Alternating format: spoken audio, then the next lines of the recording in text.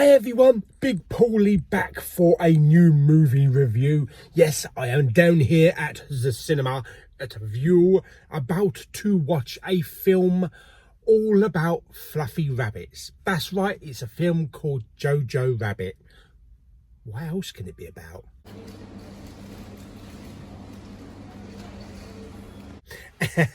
Anyway, got a little time before I head in. But looking forward to the film. Good reviews. People are raving about it. From the chap that directed Thor Ragnarok, I can never pronounce his name.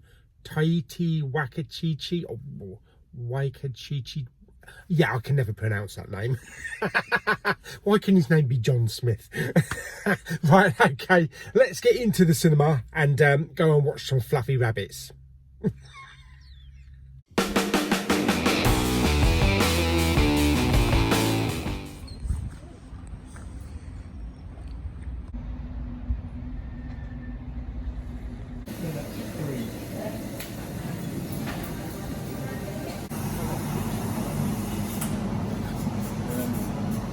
It would appear I have the whole screen to myself.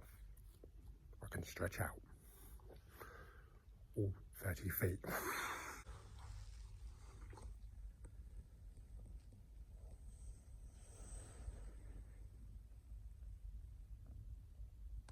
One of the benefits of going to the cinema on a weekday lunchtime, you get the entire place to yourself. 2 hours later. Okay, as it turns out, there was actually a rabbit in the movie. Yes, this is where we got his name from. Okay, so what is Jojo Rabbit about? Okay, basically it's about a young 10-year-old boy who goes to Nazi summer camp. Part of the film, anyway. Yes, and this really weird, warped, comedic look at Nazi summer camp for kids. Unfortunately, after an unfortunate incident, Jojo, the main kid in the film, goes home and gets reunited with his loving mum, played by the ever-lovely Scarlett Johansson. And that's where the film changes and becomes a friendship movie about this 10-year-old boy that strikes up this unlikely friendship with a young Jewish girl who's hiding out in the family house walls. Yeah, all of a sudden it becomes the people under the stairs. What I loved about the film was how the comedy was handled, you know, being to do with Nazis, to do with Jews, because from a Jew point of view, it could be quite offensive. Obviously, it can't be offensive to many Nazis, but for Jews, you know, because they do take the actual piss out of the Jews quite a bit in the movie, but it's a very clever way of actually handling it. Now, also, one of the main stars of the film is actually the director himself. I'm going to try and get this right now. Taika Waititi. I'm sure that's right now. I hope it's right. Believe it or not, he actually plays Adolf Hitler. Yes. Now, this is not your usual Bruno Ganz Adolf Hitler. You know, rule with an iron fist or an iron heart or whatever. No, this is kind of a combination between Robert Downey Jr. and David Walliams. Maybe with a bit of Robin Williams thrown in. It's a very comedic Hitler. And he just absolutely lit up every scene he was in. It was so funny watching him. There's also some great other characters as well. As I say, Scarlett Johansson is absolutely brilliant. The girl that lives in the walls. It sounds like I've gone to see a horror film. I believe she was actually in a film called Leave No Trace, which I've actually got, but I haven't actually seen. So probably when I get around to seeing it, I'll be like, she was in Jojo. Yes. And also in the film is the brilliant Sam Rockwell. And he is absolutely brilliant in this film. There's also a couple of other handful of characters. Stephen Merchant crops up as like hair flick of the Gestapo with his group of posse. And there's an absolutely hilarious scene that goes on for about 10 minutes. It's just saluting. That really does remind me of something like Monty Python. But yeah, I laughed so much through the film. It's unbelievable how much I laughed through the film, even at little really weird, stupid little quips or little gestures that were so funny. Also, one of the great things about the film is the childhood friendship between the young boy and Yorkie, his mate. This little chubby kid with glasses, kind of like a very young Roland Browning. Actually, it's probably what I looked like when I was young. But I believe that he's actually the kid that's going to be in the new Home Alone reboot. And I was against that. But after seeing his performance in this film, I think he would actually be really good. I think he would be really good in a Home Alone reboot if he plays it like this.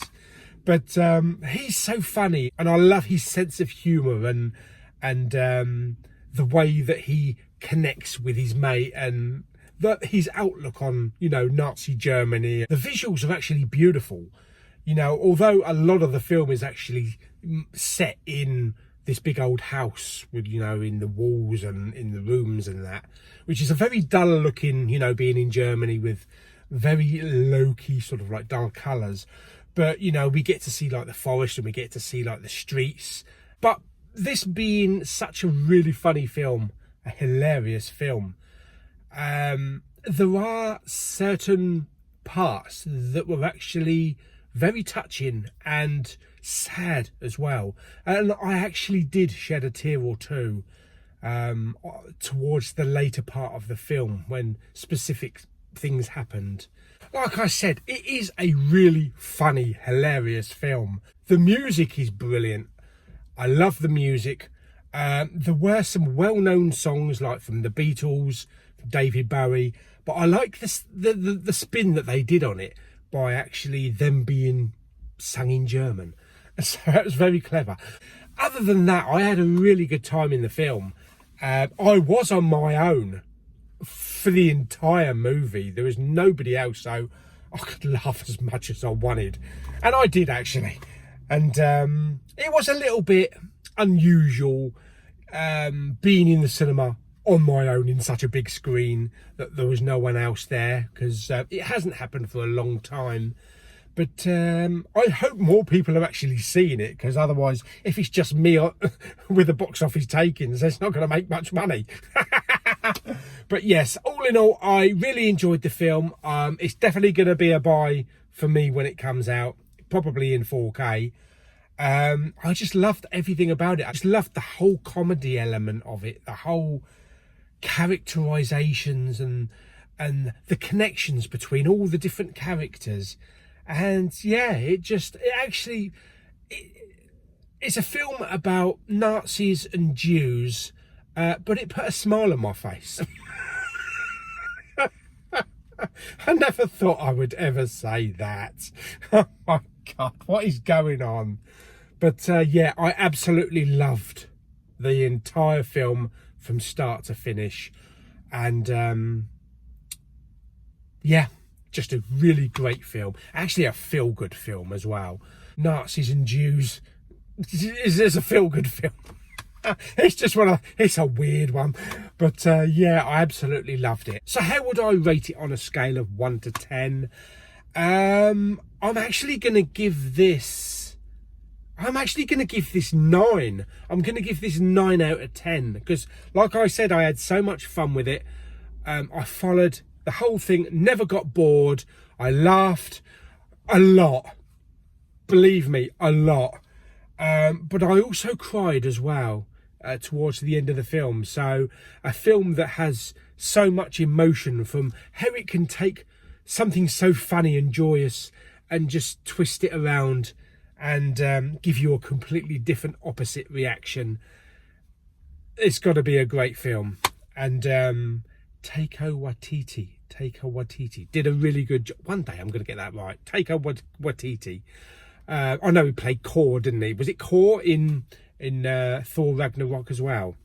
But yeah, I absolutely loved the film. Absolutely loved it. I hope you enjoyed my review of Taika Waititi's. See, the more I say it, the more I practice it. Taika Waititi's Jojo Rabbit. I can't wait to buy it when it comes out. I might even go and see it again at the cinema. I know my mum will get it. Mama Bowman will actually really get it, but I think it might confuse the hell out of either my dad, Lulu, or Claire. So I hope you enjoyed the review. Like it by giving it some thumbs up. Don't forget to comment and share. And don't forget to subscribe. Stick down in the comments if you've seen the film, how you rated it. Did you like it? Did you not like it? And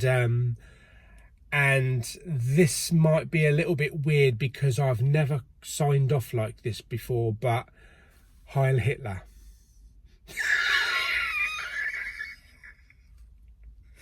I don't know what the YouTube analytics are going to make of that shit.